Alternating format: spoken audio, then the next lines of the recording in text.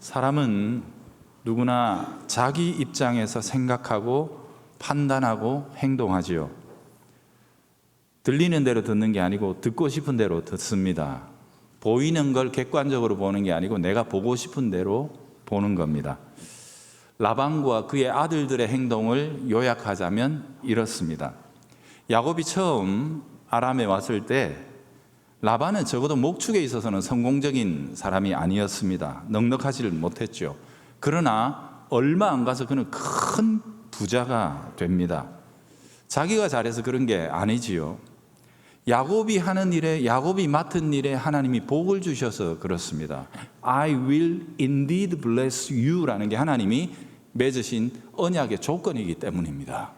하나님이 언약에 신실하셔서 야곱이 손을 대는 일에 복을 주셨기 때문에 그랬던 거죠. 그리고 야곱이 목축에 있어서는 워낙 달인이었기 때문에 그런 점도 있었습니다.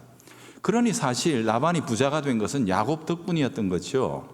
그럼에도 불구하고 야곱이 잘 되는 것을 라반은 봐주지를 못합니다. 야곱이 횡령을 했다며 나쁜 말을 지어내면서 결국에는 야곱의 것을 다 빼앗고 평생 노예로 부려먹으려고 수작을 벌였죠. 철저하게 이기적이고 자기 중심적인 인간의 전형이었습니다. 야곱이 바로 이런 사람들 틈바구니 속에서 20년의 세월을 보낸 것이거든요.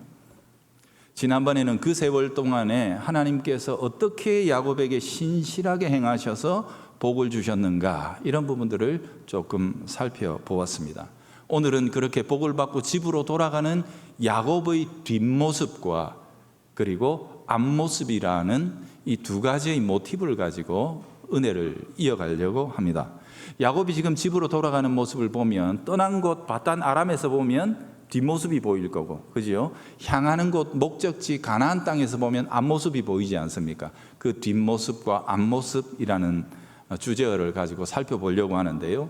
이렇게 구성해 놓고 보면 참 재미있습니다. 왜냐하면 이 두 개의 모습 속에는 하나님이 정말 야곱 네가 이런 사람이 됐으면 좋겠다 하는 바로 그 기대가 그대로 성취되고 담겨 있기 때문입니다. 그래서 첫 번째, 야곱의 떠나는 뒷모습입니다.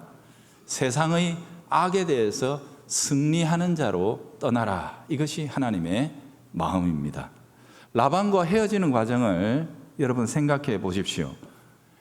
야곱이 떠나야 할 징조가 중첩돼서 아주 강하게 나타나는 것을 보았죠. 첫 번째로는 라반과의 사이에서 돌이킬 수 없을 정도의 극단적인 갈등과 불화가 생기고 맙니다. 두 번째로는 바로 그 즈음에 하나님이 말씀을 주세요. 이제 됐다. 네가 떠나야 되겠구나 라고 이제 그렇게 말씀을 하셨던 건데요. 여러분, 그리스도인의 삶은 무조건 심플 라이프여야 합니다. 세상을 살아가는 그리스도인의 삶은 복잡하면 안 됩니다. 아주 단순하고 심플해야 합니다. 주님의 뜻이라면 그 어느 것에도 매여서는 안 되는 거죠. 어떤 것도 우리를 붙들어 둘 수 있는 것이 이 세상에 있어서는 안 되는 겁니다. 제가 예전에 항상 목양실에 제 시선이 가는 곳에 붙여놓았던 글귀가 있습니다. 그물에 걸리지 않는 바람처럼. 참 유명한 문구인데요. 그걸 보면서 하나님 앞에 제 마음이 참 간절했습니다. 하나님, 이 세상에 그 어떤 것도 제게 필연이 되게 마시고 어떤 것도 저를 천착하도록 붙들어 매는 것이 땅에는 없게 해주십시오 라는 그런 간절한 마음이 있었습니다. 그래서 여기는 내 집이야, 여기는 내 영토야, 여기는 내 거야 라고 생각하는 것이 이 땅에는 아무것도 없는 사람이 되고 싶습니다 하는 마음으로 늘 그 문구를 보면서 제가 기도했던 기억이 있습니다. 여러분, 야곱의 경우를 보십시오. 그에게 극단적인 갈등이 그곳에서 일어났을 즈음에 야곱은 이곳이 과연 내가 머물러야 할 곳인지를 생각했어야 하죠.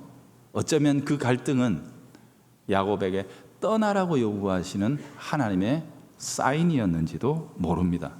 하나님은 그런 것들을 통해 우리에게 세상에 도취되지 않도록, 세상에 천착하지 않도록 인도해 가시지요. 그때로 생각해 보면 야곱은 너무 잘 나가는 중 아니었습니까? 이 잘 나가도 이렇게 잘 나가면 곤란하죠. 왜? 종인데 신부는 종인데 주인보다 훨씬 더 큰 부자가 돼버리고 말았거든요. 그러니 이거는 내가 제일 잘 나가. 그래 바로 이런 때 우리는 세상과 짝하기 쉽습니다. 그냥 내비두면, 아니 그런 순간에는 말씀을 주셔도 모든 게 잘 돌아가고 있는데 그저 내 수준으로 지금이 다 괜찮은 거야 라고 합리화시키면서 말씀이 안 들어올 가능성이 있어요. 그래서 하나님께서는 먼저 견딜 수 없는 고통과 갈등과 불화가 야곱의 삶에서 일어나도록 만드시는 거예요. 바로 이런 과정 속에서 우리는 세상과 짝하는 영적인 무감각을 극복해낼 수 있습니다. 그리고 그 속에서 하나님의 말씀이 깊숙이 우리의 영혼에 들어오는 경험을 하게 되죠. 그래서 하나님께서 떠나라고 하실 때 미련 없이 떠날 수 있는 수준으로 성장하게 되는 겁니다. 창세기에 보면 두 여인이 나오는데 하나님 떠나라 하실 때 제대로 떠나지 못하는 사람입니다. 첫 번째가 이 야곱이 사랑했던 라헬이죠. 하나님 떠나라 하신 말씀이 분명한데 라헬은 그냥 떠나지 못하고 무엇을 훔쳐갑니까? 아버지의 드라빔을 훔쳐갑니다. 그게 무슨 역할이라 그랬죠? 나중에 혹시라도 일이 꼬여가지고 우리가 이 땅으로 돌아오게 되면 자기 지분을 주장할 수 있는, 봐라 아버지가 드라빔 내게 줬다, 이런 일종의 뭐랄까 유언장과도 같은 역할을 할 수 있는, 권리를 주장할 수 있는 거죠. 그러니 라헬의 마음은 그 땅을 떠나질 못했던 거예요. 몸은 떠나도 영혼은 하나 딱 마음은 걸어놓고 떠나고 있는 것이 라헬의 그 모습이었어요. 두 번째 또 창세기에 보면 제대로 떠나지 못한 여인이 하나 더 나오죠. 누구죠? 롯의 아내. 하나님은 유황과 불로 소돔과 고모라를 완전히 태워 없애버리시는데 그 도시의 안락함과 그 도시에서 누렸던 세상 즐거움에 도취돼서 잊지 못해서 아쉬워서 뒤를 돌아보는 롯의 아내, 결국 소금 기둥이 되고 마는 모습을 볼 수 있습니다. 여러분, 우리들에게 일어나는 나쁜 일은 그저 나쁜 일만은 아니라는 사실을, 우리의 영혼을 일깨워서 우리들에게 하나님의 말씀이 들리도록 넓혀주는 선물일 수도 있다는 사실을 늘 생각하셔야 합니다. 나쁜 일 속에 들어있는 더 깊은 하나님의 은혜와 사랑을 분별할 수 있는 분별력을 우리가 가져야 할 것입니다. 자, 어쨌든 그렇게 해서 야곱은 지금 떠나고 있는 거거든요. 지금 떠나가고 있는 상황인데 얼마나 다급했든지 야곱은 야반 도주를 선택합니다. 죽기 살기로 내뺍니다. 여러분 생각해 보세요. 그럴 수밖에 없죠. 지금 애가 그 제일 큰 놈이 13살, 14살 되고 막내는 6살입니다.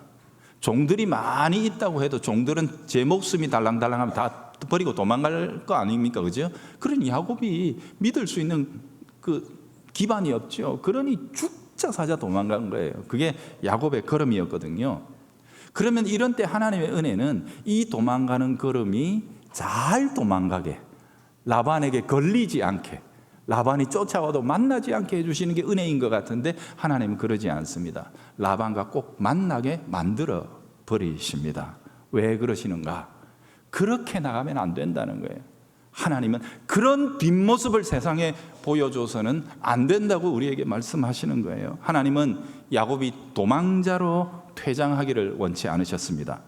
하나님께서 친히 주시는 승리가 있는데 왜 패배자로 세상의 뒷모습을 보일 것이냐 이 말이에요. 전에 우리가 제대로 설명하지 않고 넘어갔던 부분이 있기는 있습니다. 창세기 31장 36절에 보면 야곱이 노하여 라반을 꾸짖는 장면이 나옵니다. 여러분 이건 너무 상황이 안 맞죠? 야반 도주한 사람이 도대체 무슨 일이 있었길래 죽자고 도망가던 사람이 도리어 노하여 자기 죽이러 온 사람에게 꾸짖고 책망을 한단 말입니까? 그 사이에 무슨 변화가 있었던 것입니다. 야곱이 확신을 가지고 하나님의 이름으로 라반을 꾸짖는 겁니다. 악을 이기게 하시는 하나님의 능력을 완전히 마음속에 견고하게 붙들고 그것을 기초로 해서 라반에게 책망하는 거예요. 삼촌 그런 식으로 사지 마세요. 나를 보세요. 내가 삼촌에게 20년 동안 계속해서 당하는 것 같고 쫓겨다니는 것 같고 지금도 도망자인 것처럼 있지만 내게는 이 세상이 알지 못하는 삼촌이 계산할 수 없는 하나님의 변수가 있습니다. 하나님이 그것으로 마침내 이처럼 이기게 하시는 것을 보십시오. 그러니 당신도 이제 세상의 악에 악으로 대응하며 인간의 잔머리로 잔기술로 이기려 하지 말고 내가 속한 이 은혜의 세계 속에서 함께 이기며 나가는 길을 갑시다. 어쩌면 이 책망과 꾸짖으면 야곱 자신의 삶을 기초로 한 간증이었는지도 모릅니다. 라반이 참 마음으로 야곱의 말을 받으면 이 말은 야곱의 생을 바꾸는 복음이 될 수 있는 말이었죠. 야곱은 그렇게 라반과 이별하고 밧단 아람의 뒷모습을 보이는 것입니다. 여러분, 그리스도인은 이 세상 가운데 있으나마나한 존재가 아닙니다. 그러면 안 됩니다. 그저 아무것도 아닌 존재가 되어서는 안 됩니다. 주님은 분명히 우리들에게 너희는 세상의 빛이요 소금이다. 너희가 빛이며 소금이다. 세상의 맛을 결정짓는 자, 세상의 빛과 어둠을 결정짓는 자가 바로 너희다. 나는 너희를 그렇게 세웠다고 주님은 말씀하셔요. 이 세상이 만약에 좀 더 살맛나는 세상이 된다면 그것은 바로 너 때문이다. 너 때문이어야 한다. 이 세상이 만약 조금 더 밝은 세상으로 변화되어 가고 있다면 그것은 너희들 곧 교회 때문이어야 한다는 것이 하나님의 말씀이며 뜻이라는 사실을 기억해야 하죠. 그러니 여러분, 우리는 결코 이 세상에서 우리가 어떤 공동체에, 어떤 직장에, 어떤 그룹에, 어떤 사람들과 어울릴지라도 그저 그들이 보기에 우리는 하찮게 라반이 야곱을 20년 동안 대했던 것처럼 그저 장기판에 졸로밖에 안 본다 할지라도 결코 우리는 그런 존재가 아니라는 것을 기억해야 합니다. 우리는 신앙인의 맛과 빛을 잃어버려서는 안 됩니다. 하나님은 그것으로 마침내 우리가 이 세상을 혹은 그 공동체를 등지고 나올 때 우리의 뒷모습이 승리자가 되게 하시는 분이신 것을 믿어야 합니다. 우리는 세상 변혁의 주체가 되어 적극적이고 능동적으로 이 세상을 변화시켜 나가는 사람이 되어야 합니다. 주님이 주시는 승리를 믿고 당당하게 서야 합니다. 내가 믿는 하나님이 세상보다 크다, 세상보다 강하시다, 세상보다 부요하시다, 세상보다 지혜로우시다, 이것을 붙들고 우리가 살아야 합니다. 그래서 우리는 악에게 지지 말고 선으로 악을 이길 수 있다는 이 분명한 신앙으로 세상과 대응하며 살아가야 할 것입니다. 하나님은 야곱의 뒷모습이 도망자로 그치기를 원치 않으셨습니다. 하나님은 그를 붙들어 세워 복음으로 세상을 꾸짖는 승리자가 되도록 인도해 주셨음을 기억해야 합니다. 여러분, 여기에 계신 우리 모든 성도들도 우리가 토요일 저녁에 세상의 일과를 마감하고 주일을 준비하며 나올 때 우리의 뒷모습에서 세상은 승리자의 영광을 읽어낼 수 있어야 할 것입니다. 두 번째, 이제 가나안 땅을 향해 나가는 야곱의 앞모습입니다. 화해자입니다. 여러분, 32장 1절은 굉장히 재미있게 이어지고 있죠. 31장에는 라반과의 그 이벤트가 마무리되면서 그토록 두려웠고 그토록 떨었던 세상에 대해서 야곱이 어깨를 딱 어깨뽕을 잔뜩 넣고 그러면 안 돼! 라고 꾸짖으며 믿음의 승리를 외치며 뒷모습을 보여주는 장면으로 끝이 나잖아요.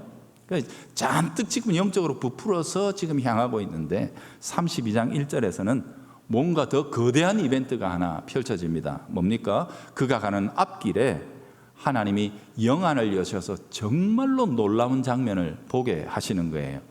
하나님의 사자들입니다. 하나님의 사자, 천사가 하나만 내려와도 여러분, 이거는 정말 큰 사건인데 사자들이 나중에 보니까 군대예요. 군대가 내려와 있는 거예요. 이걸 보고 야곱이 놀라가지고 그 장면을 뭐라고 부릅니까? 마하나임이라고 부르는데 이거는 두 개의 물이라는 뜻입니다. 두 개의 집단이라는 뜻입니다. 하나는 뭡니까? 야곱 자신의 집단입니다. 지금 아까도 얘기했지만 겨우 14살짜리 아들, 6살짜리 막내, 그 가족, 그 다음에 종들 많이 있다고 해도 그냥 언제라도 도망갈 수 있는, 그죠? 그리고 많은 재산, 이게 야곱의 이 땅에서 눈에 보이는 한 무더기였다면 거기에 영안을 열어 그 옆에 하늘로부터 내려온 하나님의 천군 천사들이 야곱 옆에 진을 치고 함께 동행하고 있는 모습을 본 거예요. 그래서 두 개의 진영이다 라고 이렇게 야곱이 이름을 붙였던 것입니다. 혼자 가는 줄 알았는데 하나님이 그의 영안을 열어 그와 함께 하늘의 천군 천사들이 동행하는 모습을 보여주신 것입니다. 하나님이 다시 한번 야곱의 영혼을 강하게 격려하시고 새롭게 하시며 견고하게 세워나가십니다. 너를 위해 하늘의 군대가 소집되었다. 내가 지켜준다 그랬지? 그러니 이처럼 하늘에서 하나님이 군대를 소집해서 그를 호위하며 인도해 나가시는 장면을 야곱에게 보여준 겁니다. 여러분, 이것과 거의 유사한 장면이 여호수아 5장에도 보면 나오잖아요. 이스라엘 백성들이 광야 40년 길을 마치고 이제 드디어 가나안 땅 문명세계로 들어갔단 말이에요. 여리고성이라는 제일 강력한 성과 전쟁을 하는데, 전쟁을 해본 적이 있어야지. 그렇잖아요. 그러니 여호수아의 마음에 너무 큰 부담과 압박감이 있었습니다. 두려움이 있었습니다. 그래서 그는 광야로 나가 하나님 앞에 홀로 기도하며 여리고를 대면하기를 원했죠. 그런데 거기에 갔더니 먼저 하나님의 군대 장관이 내려와서 기다리고 있는 장면을 보게 됩니다. 우리가 전쟁하기도 전에 하나님이 하늘의 군대 대장을 보내서 먼저 칼을 뽑아들고 전쟁을 이끌고 계시는 장면을 보면서 여호와서는 크게 격려를 얻습니다. 여호수아는 이 전쟁은 우리에게 속한 것이 아니요 하나님께 속한 것임을 거기서 확신하고 담대하게 수행해 나가는 거죠. 약속의 땅 가나안이 결코 쉽지만은 않습니다. 약속이 있는 곳이지만 결코 편안하게 갈 수 있는 길은 아닙니다. 그러나 어떤 어려움과 고난이 온다 할지라도 그들과 함께 계시고 그들 앞서서 먼저 전쟁하시는 하나님의 놀라우신 도움이 있기에 두려워하지 않고 갈 수 있다는 사실을 여호수아는 깨닫게 되는 거죠. 마치 그것처럼 약속의 땅으로 돌아가는 야곱에게도 하나님은 천사를 통해 위대한 격려를 그의 영혼에 불러일으키신 것입니다. 하늘의 군대가 너와 함께 동행하고 있으니 두려워하지 마라. 어떤 형편에도 누구를 만나도 쫄지 마라. 그렇게 하나님께서 말씀하신 거예요. 여러분, 그러면 뭐가 문제가 된단 말입니까? 도대체 하늘의 군대가 야곱의 보호자란 말이에요. 그런데 그 장면을 보고 난 2장 2절부터인가요? 야곱의 모습이 독특합니다. 그러면 우리는 안 그래도 지금 라반 이겼죠, 그죠? 그래서 딱 막 뽕이 들어갔는데 천군 천사까지 보니까 뽕이 더 들어갈 거 아닙니까, 그죠? 이 꽃배기로 들어가 가지고 더 당당하게 나갈 것 같은데 오히려 야곱의 영혼이 차분하게 깔아앉습니다. 그리고 그 뒤에 행하는 그 행동을 보면 굉장히 조용합니다. 좀 이상하게 보일 정도입니다. 제일 먼저 선택한 것은 에서에게 사람을 보내는 겁니다. 놀랍죠? 아버지 집에 가면 누구에게 먼저 보내야 됩니까? 아버지 집에. 아버지, 제가 돌아갑니다 하고 그래야 되는 거예요. 거기가 꿈의 자리 아닙니까? 그죠? 그런데 아버지에게 저 멀리 떠나 있는 에서에게 먼저 사람을 보내는 거예요. 선물을 잔뜩 챙겨서 보냅니다. 4절에 보면 형에게 심지어 야곱이 자기를 어떻게까지 겸양합니까? 형님은 내 주 에서라고 부르고 그의 종 야곱이가 왔습니다 라고 이런 식으로 묘사합니다. 여러분, 이것은 야곱의 일생에 있을 수 없는 일입니다. 아버지 집에 있을 때의 야곱의 일생일대의 소원이 뭡니까? 형을 이기는 겁니다. 그렇지 않습니까? 그래서 팥죽 한 그릇 가지고도 속이고 아버지 축복도 속여서 빼앗을 만큼 언제든 형은 이겨야 되는 대적으로 그의 마음속에 존재했는데, 이제 도리어 야곱이 형을 내 주라고 부르고 자기는 종이라고 낮추는 희한한 이 워딩을 하면서 선물을 형에게 보낸단 말입니다.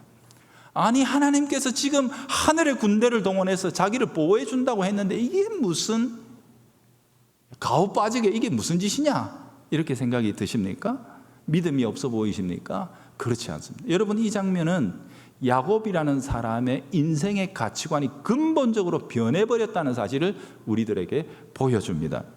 야곱에게 이제 에서는 더 이상 이겨야 할 대상이 아닙니다. 내가 밟고 일어서야 할 경쟁의 대상이 아닙니다. 자신과 조화를 이루고 함께 협력하고 변화시켜야 할 이웃으로 야곱은 에서를 받아들인 것입니다. 그래서 경쟁하기보다는 그와 화평을 이루기 위해 적극적으로 자기 자신이 낮아집니다. 옛날 야곱은 있을 수가 없습니다. 못 집니다. 야곱은 지고는 못 사는 성격이지요. 그런데 여기서 완전히 변화가 이루어진 겁니다. 평강을 위해 먼저 낮아지고 양보하고 희생하는 선택을 한 겁니다. 야곱이 어떤 사람인데 장사를 하려면 팥죽 한 그릇 가지고 남의 장자권을 홀라당 걷어먹는 사람이 야곱인데 20년 동안 어떻게 모은 재산인데 그걸 형한테 뚝 띄워준단 말입니까? 있을 수 없는 선택이 지금 자꾸 펼쳐지고 있는단 말입니다. 야곱에게 샬롬이 돈보다 더 소중한 가치가 되어 있는 겁니다. 13절 이후에 보면 더 보냅니다. 형에게 세 대로 나눠가지고 선물을 또 왕창 보냅니다. 뼈가 시리고, 그죠? 살이 떨어져 나갈 것 같은데 야곱에게 아깝지 않습니다. 그것보다 화평이 더 중요하다고 생각하는 것입니다. 에서의 입장을 생각할 줄 아는 거예요. 입장을 바꾸는 역지사지가 되는 거죠. 에서의 입장에서 저놈은 팥죽 한 그릇 가지고도 장자권을 거덜내는 놈이라면 선물 요래 보내놓고 뒤에 무슨 짓 할지 모른다. 당연히 그렇게 생각하죠. 그죠? 그러니 형이 400명의 군대 모아가지고 여기 무슨 짓 농간을 부리노 하고 오는 거예요. 그 마음이 풀리도록, 그 노가 풀리도록 자신의 진심을 거듭 뒤에 세 차례나 더 보내면서 자신의 진심을 그저 받아주기를 원했던 겁니다. 옛날 같으면 이래 했을까요? 하나님 도와주이소, 아버지 좀 보내주이소, 이래가지고 가서 힘으로 제압하고 이기려고 했던 게 야곱 아니겠습니까? 야곱의 이 앞모습이 참으로 아름답습니다.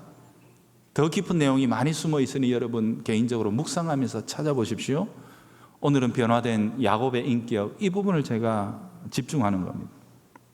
야곱은 하나님 지금 내게 보여주신 이 위대하고 놀라운 천군, 하늘의 군대의 능력으로 형을 좀 제압해 주십시오.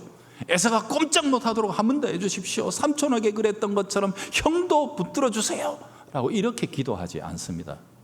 형하고는 화평을 이루어야 하되 하나님 이것은 제 몫입니다. 제 몫입니다.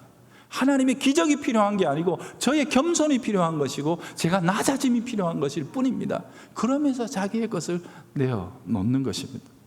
하나님의 약속을 붙들며 내가 가는 곳에 화평이 심기기를 기대하면서 다만 하나님 저의 이 평화의 제처가 형과의 사이에서 화평으로 열매 맺도록 도와주십시오라고 간절하게 기도하지요. 평강을 위해 지금껏 피땀 흘려 목숨 걸고 모았던 그 재물을 아낌없이 내어놓는 사람, 그렇게 야곱이 변해 있는 것입니다. 여러분은 어떠신가요? 하나님의 은혜를 경험하셨습니까? 은혜를 받았다면 그 증거가 뭡니까? 믿는다면, 믿고 있다면 그분이 지금도 내 속에서 끊임없이 하늘의 신령한 것들로 나를 변화시키고 계신다면 나는 과거와 다르게 생각하는 사람입니까? 이전의 나보다 좀 더 넓어지고 관용하고 희생하는 사람이 되어 있습니까? 화평을 위해서라면 기꺼이 내 살을 뼈를 꺾어서라도 내어줄 수 있는 십자가의 사람들이 되어가고 있습니까? 야곱이 집으로 돌아가는 길을 보고 계십니다. 길은 그냥 길이 아닙니다. 길 위에 있는 자는, 길을 걷고 있는 자는 떠난 곳을 향해 자기의 뒷모습을 보이는 자요, 가는 곳을 향해 자신의 앞모습을 드러내는 자입니다. 우리는 어떤 목적으로, 어떤 모습으로 떠날 것이며 어떤 삶을 향해 나아갈 것인가? 그리스도인들의 삶은 본향을 향해 길을 떠나는 순례자입니다. 우리가 떠나온 것을 향해 뒷모습으로, 그리고 나가는 곳을 향해 앞모습으로 길을 걷는 나그네들이죠. 하나님은 자기의 종들이 세상 악에 대하여 선으로 악을 이기는 승리자, 복음으로 세상 악을 꾸짖고 세상을 새롭게 만들어 나가기를 원하는 복음의 전파자들이 되기를 원하십니다. 또한 우리의 얼굴을 들어 이웃을 향해 화평케 하는 자가 되기를 원하십니다. 화평을 위해 적극적으로 희생하고 십자가를 지는 사람들이 되기를 원하십니다. 악을 향한 승리자의 뒷모습으로, 이웃을 향한 화해자의 얼굴로 이 한 주간도 주님과 동행하며 우리에게 맡기신 곳의 삶을 감당하는 성도들이 되기를 바랍니다.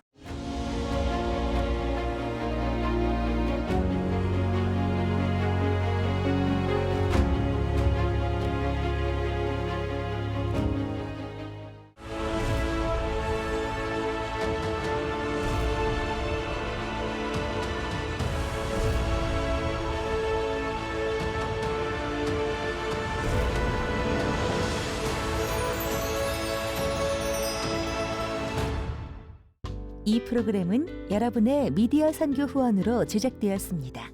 선교는 사명, 후원은 동역. 당신도 복음을 전할 수 있습니다. 선교 후원 02-6333-1003번